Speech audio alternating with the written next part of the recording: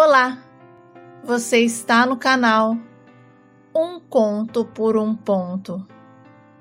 Eu te convido a curtir, a comentar, a compartilhar e se inscrever no nosso canal. O meu namoro com a Kátia foi bastante turbulento.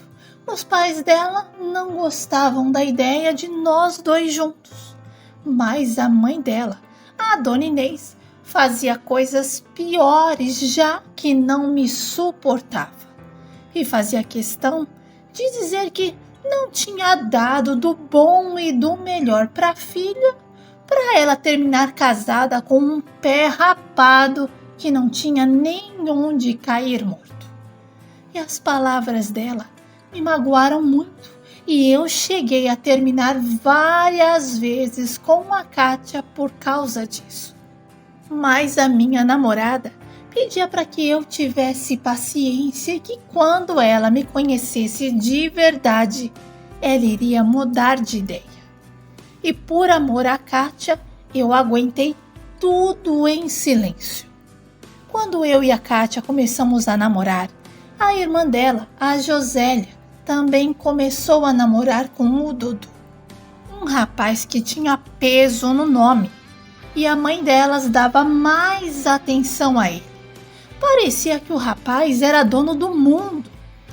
E uma vez eu já estava chamando no portão pelo menos uns 10 minutos e ninguém atendia.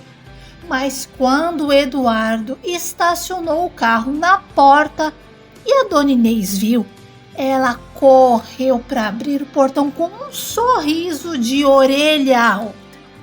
E só conversou com ele e nem me cumprimentou. E para dizer que ela não falou comigo, a dona Inês pediu para eu fechar o portão. Mas, como eu já estava acostumado com aquilo, não me importei.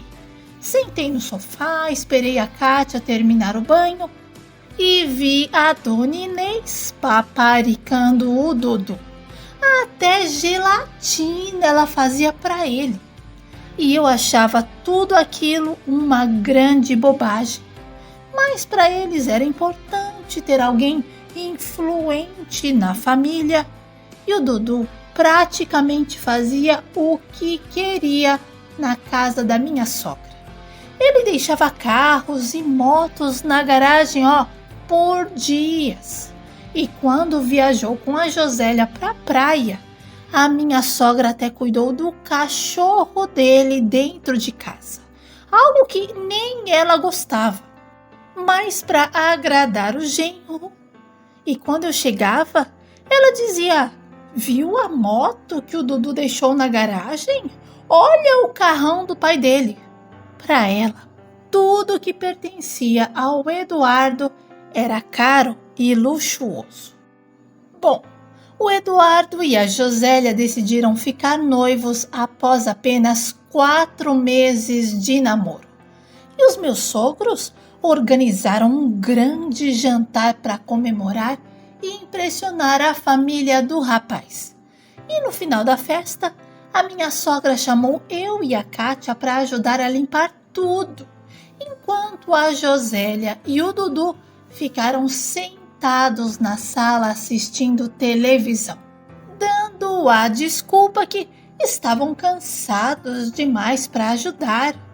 E a dona Inês, puxa saco do jeito que era, falou que eles podiam ficar lá e que a gente dava conta de tudo. Olha, foram tantas situações que eu até perdi a conta.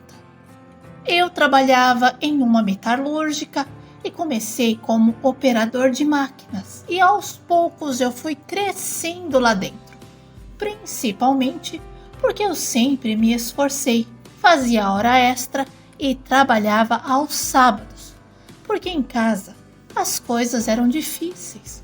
O meu pai era aposentado por invalidez e a minha mãe era doméstica. E os meus 2 irmãos não tinham um emprego fixo. Então, eu encarei o trabalho não apenas como uma forma de crescimento profissional, mas também como uma responsabilidade familiar. A minha mãe contava comigo para tudo e eu era uma espécie de porto seguro para ela. Em uma outra ocasião, a Dona Inês convidou meus pais para comemorar o aniversário de sua mãe, mas apenas a minha mãe demonstrou interesse em ir. Então fomos juntos. No entanto, assim que chegamos lá, a Dona Inês levou a minha mãe diretamente para a cozinha e lhe entregou um avental, pedindo que ela servisse a família do Eduardo e que ela, em hipótese alguma, poderia deixar faltar nada na mesa, pois eles eram muito ricos e mereciam ser tratados com todo o cuidado. E a minha mãe, sem acreditar no que estava ouvindo, olhou nos olhos da Dona Inês e respondeu que se ela precisasse de uma empregada, deveria contratá-la. E não era pelo fato dela ser negra, que estava sempre à disposição dos brancos, e jogou o avental na pia e me chamou para irmos embora, afirmando que eu não merecia estar no meio daquela família. E quando a minha namorada perguntou o que estava acontecendo, a minha própria mãe foi quem contou.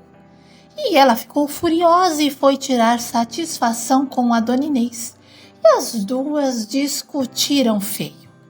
E a minha mãe pediu para eu pensar bem antes de entrar para aquela família preconceituosa.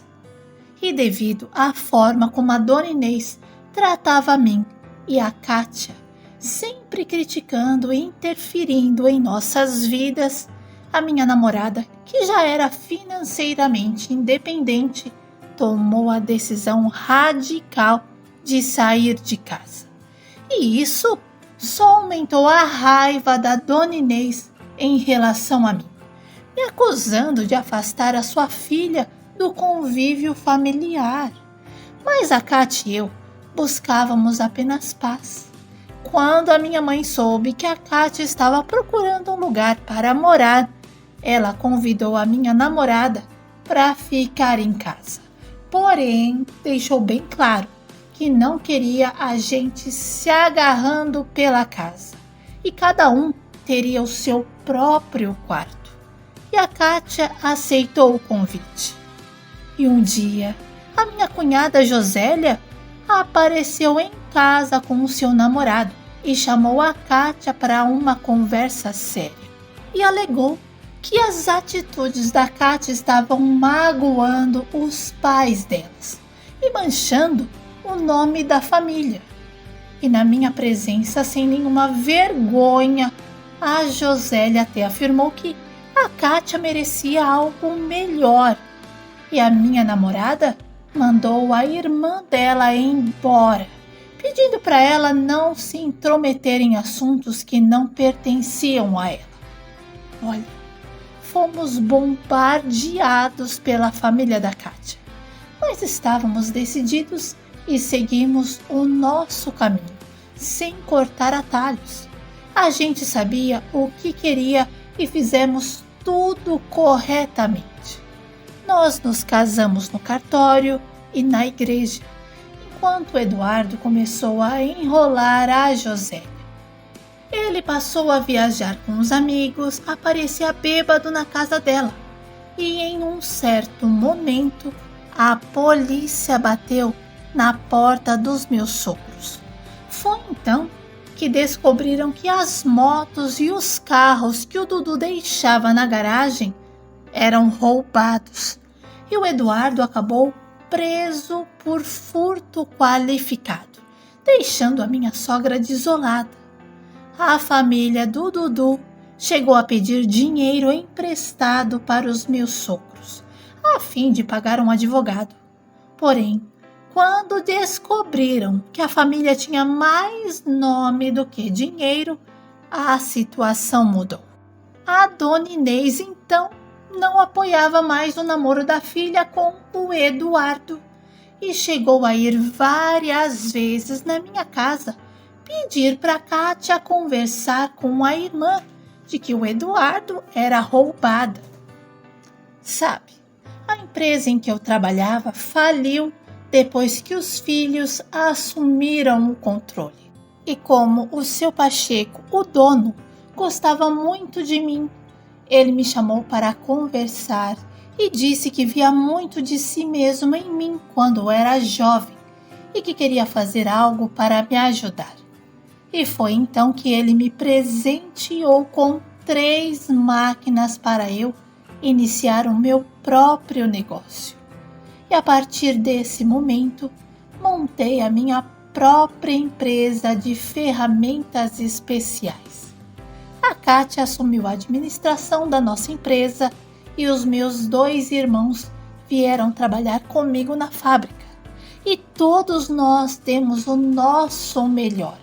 Investimos toda a nossa energia e determinação nesse negócio e a gente deu certo.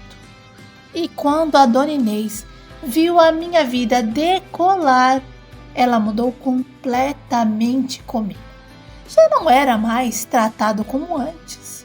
E quando falava de mim para os parentes, sempre mencionava como o seu genro favorito. Olha, só eu sei o que eu passei na mão dela. Ajudei os meus irmãos a comprar um terreno para os meus pais e também os ajudei a construir a casa deles. E quando o Marcelo e o André se casaram, optaram por construir as suas casas no mesmo quintal. Eu e a Kátia compramos uma casa para nós, exatamente como queríamos, com um jardim e uma piscina. Quando o Eduardo saiu da prisão, ele voltou a namorar a Josélia. Eles tiveram filhos antes de se casar e depois foram morar juntos. Tudo isso contra a vontade da Dona Inês. Kátia e eu tivemos 3 filhos, Vitória, Larissa e o Caio.